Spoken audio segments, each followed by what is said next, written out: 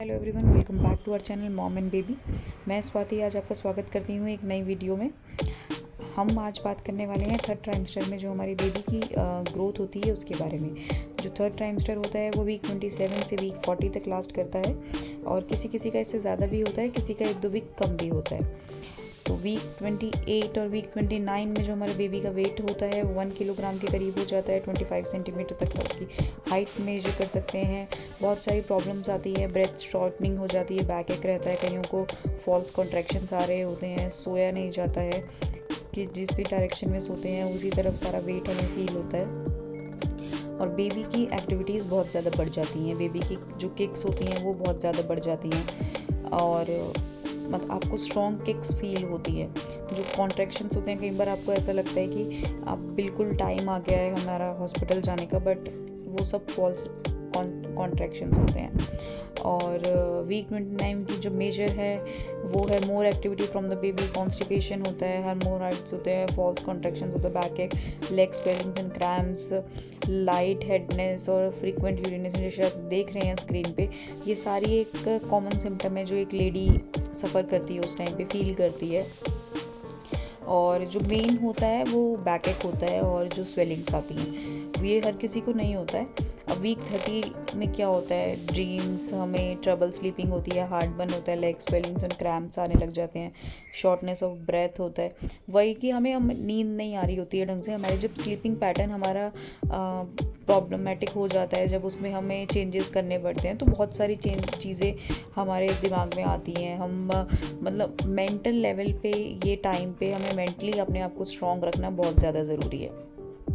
अब वीक 31 में जो ग्रोथ होती है वो नेल्स उसके बिल्कुल फाइन होने स्टार्ट हो जाते हैं। हम लोगों को फॉल्स कॉन्ट्रैक्ट्स हो रखे होते हैं, मिल्क लीकेज हो रहा होता है और वही ब्रेथ शॉर्टनिंग हो रही होती है, सांस फूलती है बहुत ज़्यादा, सोया नहीं जाता है और बहुत बार बार ऐसा होता है कि हमें वॉशरूम जाना है, यूरिन पास करना है और बैक एक। जैसे अब इसमें लास्ट जितना भी टाइम रह गया है उसमें यही हमारा सबसे ज़्यादा प्रॉब्लमेटिक होता है कि हमें बैक एक कितना ज़्यादा होता है, कमर में बहुत ही ज़्यादा बैक में पेन फील होता है, लेग्स में पेन फील होता है, बिकॉज सारी बॉडी का वेट लेग्स पे आ जाता है। इससे जितना ज़्यादा हो सके आराम करें, वॉक ज़रूर करें, स्लोली वॉक ना छोड़ें बिल्कुल। वीक 32 में जो बेबी का हेड है वो अपने आप फ्लिप करने लग जाता है, मतलब वो नीचे की तरफ आ जाता है वीक 32 तक। वही जो निपल्स का हमारा कलर है वो डार्क हो जाता है, मिल्क लीकेज हो रही होती है और हार्ट बर्न इस टाइम पे इतना ज़्यादा होता है। ये मेरी प्रेगनेंसी पे भी मुझे बहुत फील हुआ है लास्ट के कुछ टाइम में, मतलब इतनी ज़्यादा जैसे सीने में जलन और वो सब। तो इसलिए जितना हो सके हेल्दी और लाइट खाना खाना चाहिए हमें इस टाइम पे।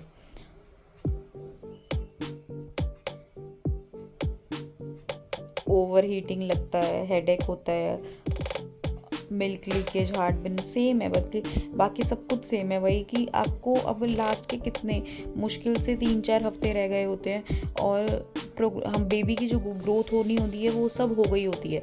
अब बेबी क्या कर रहा होता है, मास गेन कर रहा होता है, उसकी जो चबीनेस होती है और उसकी स्किन ज़्यादा प्लम्पर होना शुरू हो जाती है। वो हम लोगों को लास्ट के जो थर्ड ट्राइमेस्टर होता है, मॉम्स को उस टाइम पे बोला जाता है कि आप लोग ज़्यादा से ज़्यादा दूध, घी, नट्स वो सब खाइए, बिकॉज बेबी वेट गेन कर रहा होता है।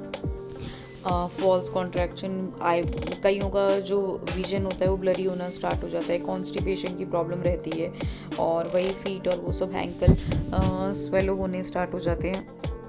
तो हम लोगों को जितना यूरिन, देखिए फ्रीक्वेंसी यूरिन की बढ़ जाती है, कॉन्स्टिपेशन।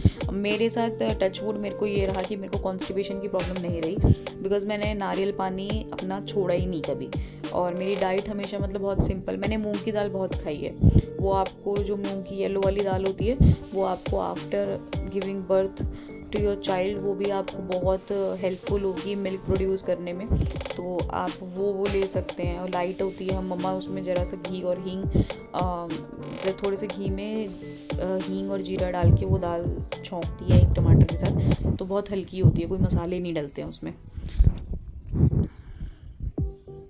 अब जो बेबी है वो नीचे, अब उसने अपना हेड तो डाउन कर लिया है, पोजीशन वो हेड टू टो की उस पोजीशन में आ गया है, बट अब वो पेल्विस की तरफ, उस नीचे की और नीचे की तरफ आ रहा है। तो इस वजह से जो पेन होता है वो बहुत ज़्यादा बढ़ जाता है। और एक बार नहीं, 2 बार नहीं, आपको मे बी अगर किसी ना किसी को जो फर्स्ट टाइम मॉम्स होती हैं उन सबको फॉल्स कॉन्ट्रैक्शंस इतने ज़्यादा होते हैं कि हमें ऐसा लगता है कि अब जाना पड़ेगा हॉस्पिटल। मैं अपनी बता रही हूँ, मेरे को 3 बार हॉस्पिटल में एडमिट हुई हूँ मैं फॉल्स कॉन्ट्रैक्शंस की वजह से, और वो फॉल्स लेबर था, एक्चुअल लेबर था ही नहीं। स्ट्रेच मार्क्स, हाँ, तब मेरे को पूरे 6 to 7 मंथ्स मेरे को कभी कोई स्ट्रेच मार्क्स वगैरह कुछ नहीं हुए, बट लास्ट के टाइम में मुझे इतनी ज़्यादा ईचिंग और वो सब, तो मेरे को स्ट्रेच मार्क्स की प्रॉब्लम हुई। जो वेजाइनल डिस्चार्ज है वो बढ़ जाता है, ये ट्रू है बिल्कुल। और वही हाथ और पैर हमारे स्वेलो होने लग जाते हैं, सूजन आ जाती है, और वही सोया नहीं जाता है। अब हमें लास्ट के जो कुछ टाइम रह जाता है उसमें हमें बहुत ज़्यादा मतलब हेल्दी प्रोटीन और बहुत ज़्यादा विटामिन मिनरल्स ये सब लेने की ज़रूरत होती है, बिकॉज बेबी वेट गेन कर रहा होता है। तो हम भी चाहते हैं हमारा बेबी प्लम्पियर हो, चबी हो, हेल्दी रहे, और सबसे ज़रूरी आप हेल्दी रहें और आप खुश रहें। अगर आपको ये वीडियो अच्छा लगा हो तो ज़्यादा से ज़्यादा लाइक कीजिए, शेयर कीजिए और सब्सक्राइब कीजिए हमारे चैनल को।